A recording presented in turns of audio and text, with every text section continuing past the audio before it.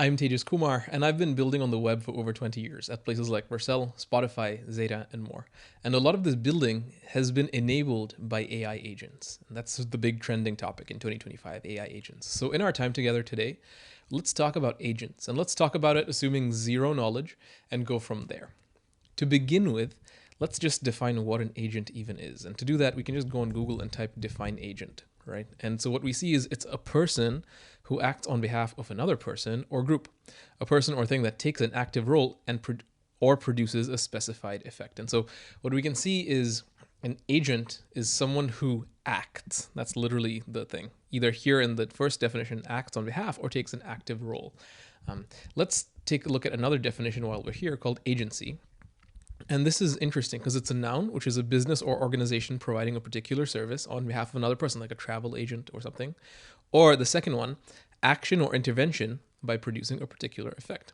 And so these words are important as we discuss agents because that's fundamental to understanding AI agents. So notice it says a business or person previously. And when we take these definitions and apply them to AI, we get AI agents. So what is an AI agent? It's when an AI acts on behalf of you or a group or when an AI takes an active role or produces a specified effect. Agency, if we look at that other definition, if we look at agency, it says a business or organization providing a particular service, or this one, action or intervention by producing a particular effect. Canals carved by the agency of the water. There's more definitions here, which, we can get into the etymology and all of this, but one of the definitions of agency is also just free will or freedom to choose. For example, if you ask me to multiply two very large prime numbers, I could, using my agency, try to do it in my head, probably get it wrong, or using my agency, pick a tool to use, like the calculator, and get it right. So tool use and choosing the tool is a tenet of an agent, either human, AI, or otherwise, or business. And so that's like Agent 101. What does this mean for AI?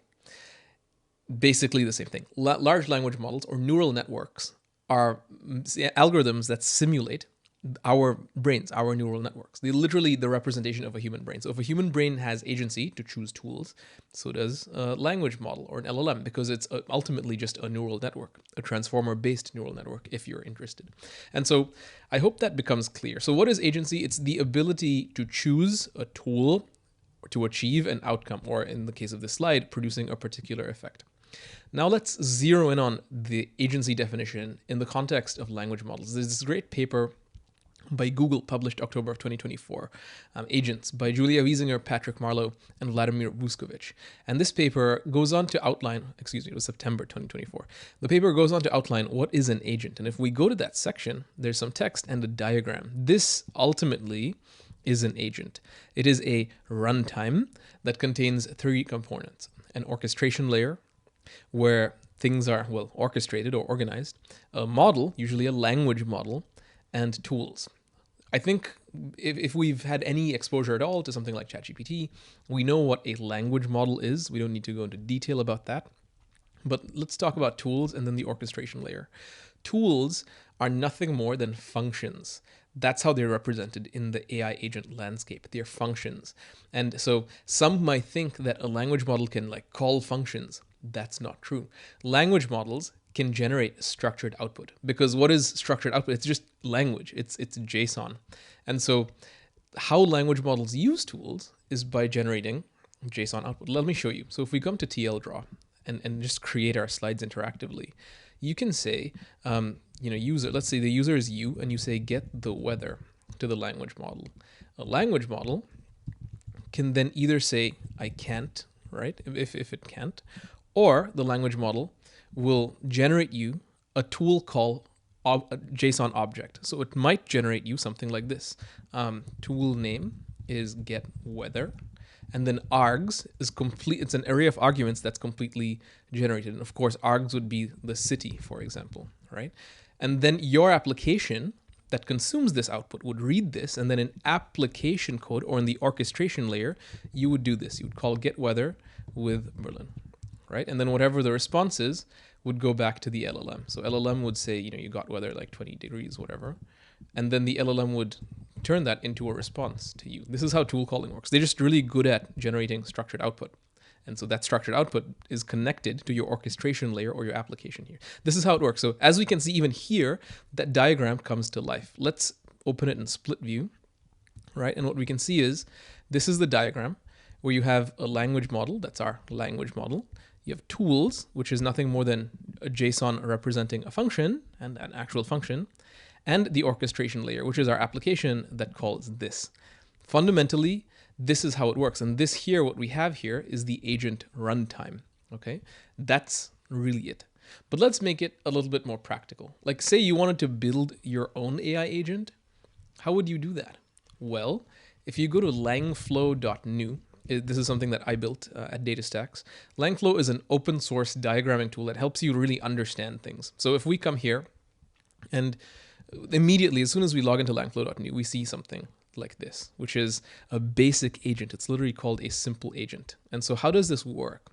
Well, at the center of it is an agent where you have a model provider to give us the language model, of course, and you choose the model you want. You then give it an API key, and you give it some instructions, and you connect tools. Okay, what tools are available to us? Well, we have a URL, so it can browse the web. It can literally just access things on the internet. And a calculator, just in case you want to do some math. So these are the two tools available to it. Finally, we take the chat input and pipe it in, and we take its response and pipe it to chat output.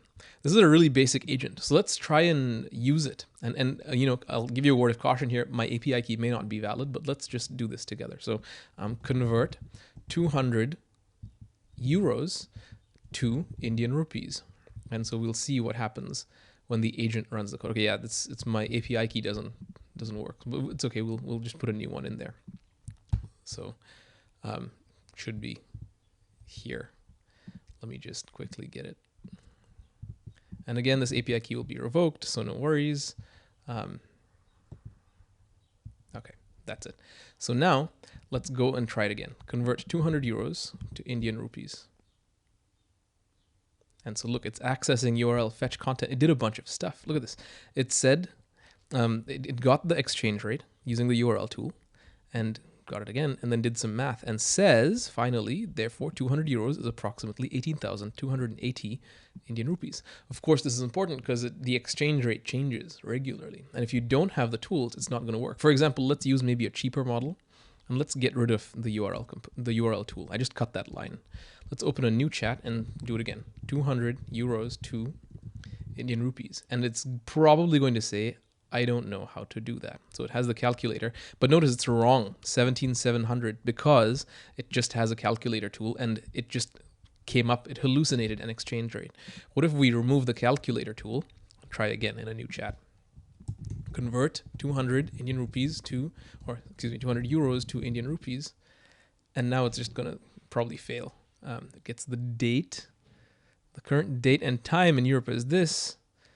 To convert 200 euros to rupees, we need, so they get more capable when you give them more tools. And this is how an agent works. And again, we see that diagram, right? You have a language model, you've got the orchestration layer, in this case, which is Langflow, and you've got tools. And Langflow is the thing that's getting the structured JSON output and binding it together. Okay, this is cool, but the talk promised using AI agents to increase your productivity. And how might you do that? How might we make this personal? Like, this is cool for like a URL and so on, but how might we make this personal? And I want to answer this question really in two ways.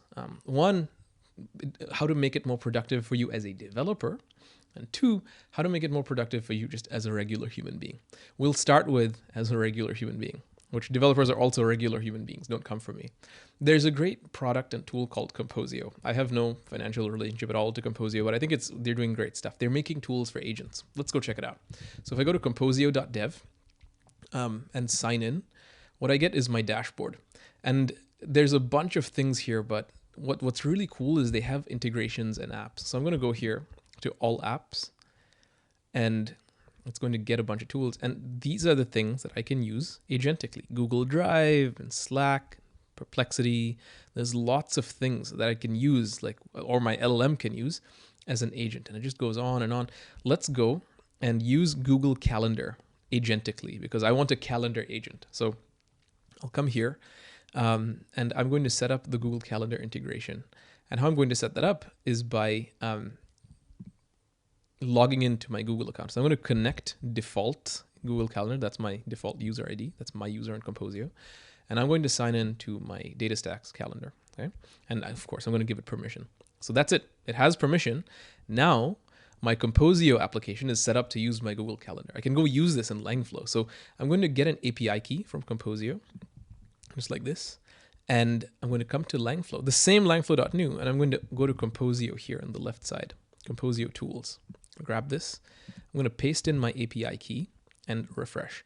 And this is now going to go to Composio and be like, hey, what apps does he have? So I have a bunch of apps. I want the Google Calendar one, this here. And now it's going to check, like, am I authenticated? Am I not?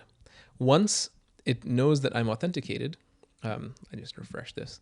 Once it knows that I'm authenticated, it will give me actions that my agent can perform. For example, do I want to be able to delete events with my agent? Probably not. I want to quick add. I want to get the current date and time. Sure. I want to update events. I want to, actually I do want to update events. It's a bit mutative. I want to find events. I want to find free spots, and I want to create events, and I want to list calendars. So I want to do all these things. So now I'm going to plug this in here to my tools, and let's maybe use a smarter model. That's it. I've added this tool, and it's connected to my Google Calendar. So if I go back here and I'm like, what are my meetings for today? Right? It may or may not. So it's using Composio. Look at that. You have no meeting scheduled for today. Awesome. Let's say, how many hours am I spending in meetings this week? And this is quite basic, of course, but it gets even better, and I can't wait to show you. So it's finding all my events this week, and you can actually inspect. There you go. So these are all my, I do have an all hands, but that's 2023. So it doesn't know the current date for some reason, but I think there's a tool here. Current date, look at that. Does this have tool? It has tool mode. Okay, so we turn it into tool mode, plug it in, and let's try again. Why not? So let's go and say, what are my meetings for today in a new chat? I love live coding with you here. And again, it may not work. Okay, so it is March, I don't know. Let's just do a dummy date, for example, March 4th, 2025. Just because I know it's in the past and stuff happened. And we'll try this again. And again, we can just add a tool here, but I want to show you something really awesome.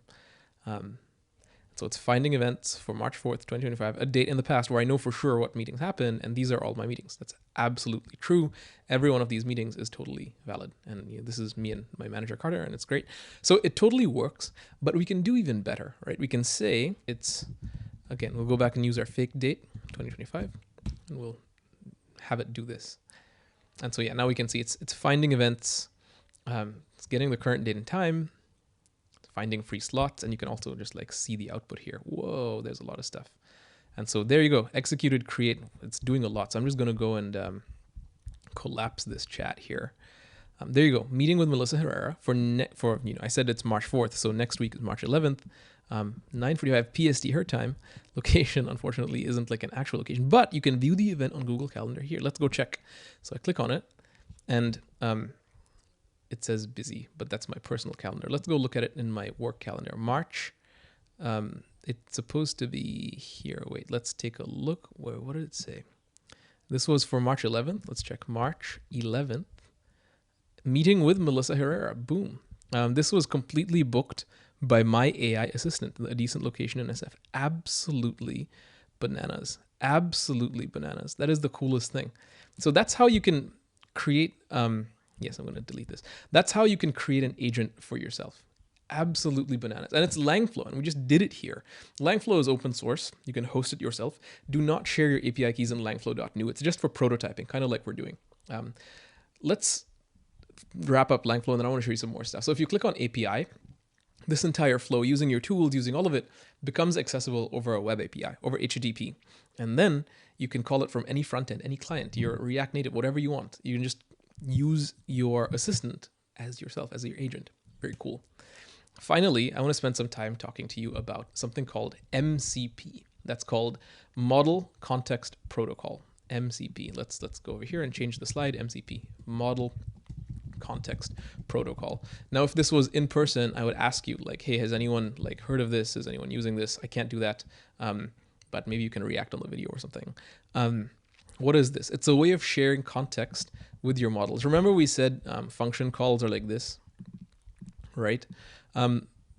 MCP is a protocol that makes functions available to models over either standard input-output or over an HTTP endpoint. Any model can be extended using Model Context Protocol. It is so cool, and I'd love to show you this as well. But the way I'm going to show you this is through coding. Some of you are, you keep asking the question like, hey, am I going to still have a job? Is the machines going to take my job and whatever? Let's find out. So Model Context, there are many MCP servers by many vendors. There's like GitHub and Slack, and basically anything that has an API can be exposed over MCP. And so what we're going to do is using the GitHub MCP server, just find an open source issue as me, solve it, and open a PR. Just fully autonomously with an agent, okay? To do that, first we need a GitHub personal access token. So come with me to GitHub and let's make one. I will revoke this after this session, so you're not going to be able to pretend to be me on GitHub. And we'll, let's delete this one. And I'll make a new one. I'll generate a new token with, with repo scopes. So repo, and I'll call it my agent. Well, pretend you didn't see that. My agent, and we'll save the token. And now I'm going to get it. Great. Please don't copy this. And now where do I plug it in? Well, there is how you work with Model Context Protocol is really just over NPX. It all works locally. And so you could just npx-y like this. npx-y Model Context Protocol /server GitHub. Just run that. And it'll open MCP server just like that in the terminal. Absolutely bananas. But what is this actually doing? Well, you need a client for this. And so let's go use a client. Cursor. Some of you may have heard of this IDE Cursor. It's a really great client that uses MCP. So let's open Cursor and let's just like close the side, but let's close everything and go to Cursor settings. We come here to the full settings. And what we're going to do is go to features. And here we have MCP servers. Okay, there's no MCP servers, but I can add one. And there's SSE or command, as I mentioned. We'll choose command, and we'll say this is the GitHub one. So what I'm going to do is env GitHub personal access token equals, and I'm just going to copy my token from here. And again, you can't use this. And then we'll say that npx command, right? We're just going to run this inside of Cursor. As we add a new MCP server. That's kind of annoying that it dismissed the modal, but server name GitHub. Is it going to dismiss the modal again if I go get my... Okay, cool. And we'll say env GitHub personal access token equals this and run npx. That's it. And so now it's calling it. And look, it knows, it speaks MCP, and so it can do all these things. It has all these tools now: create or update file, search repositories, create repository, etc. So cool. So now using this MCP server, I can go to the agent composer, the cursor composer here. I'm just going to create a new chat, right? And I can do literally anything. I can be like, find a trivial open issue in Facebook/React and open a PR fixing it. I can literally do this, and I can choose agent mode. But let's maybe find a smaller repository that I maybe haven't contributed to React. But let's go on GitHub and just like find, even better, let's just find a trivial issue open in a trending, popular GitHub TypeScript. Actually, not even TypeScript, repository. Let's go bananas here. Repository, right? And so it's going to even find the thing. This is full agentic flow. And so I submit, and it's just going to look at this, calling MCP tool, search repositories. And it's searched some repositories. Now let's look for an open issue in one of these popular repositories. I'll check the Prettier repository. Cool. I'd love to contribute to Prettier. What happened? Your conversation is too long. Please try or shortening your messages. Okay. Just make a new conversation. It apparently found like big messages or something, but I can just do it again. It's doing Prettier again. but maybe this again becomes too big. So list issues maybe gets too many issues, you know? Yeah, okay, that's the problem. So let's do another one. Let's do in a, let's give it a repository, solid.js/solid or something. There we go. It even knows in the solid.js repository. That's wild. And let's see what happens. Even here, my conversation is too long. Let's just choose a different model with a different token length.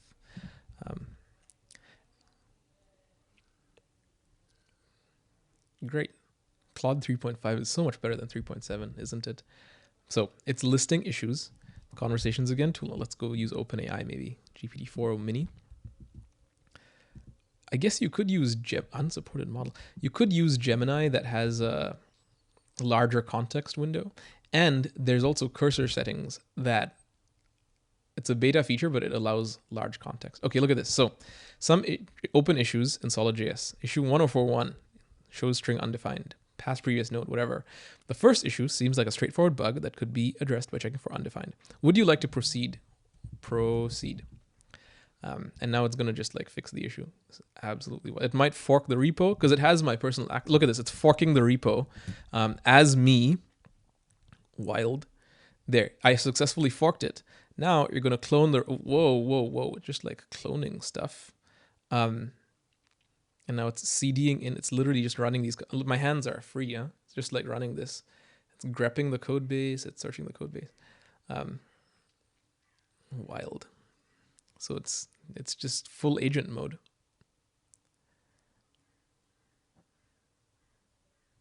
That's crazy. And so we can just watch this code and take my job. I might fast forward this, but we'll see. That is wild.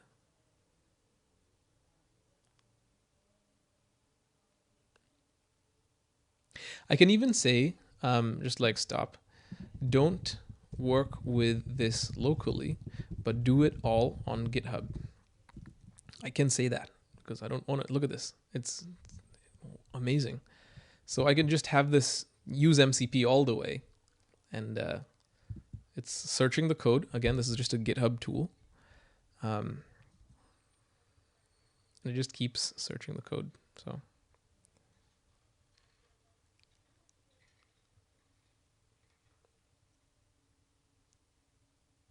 so cool. Let's read the section of the file where this is defined to understand how it works. And all of this is just happening.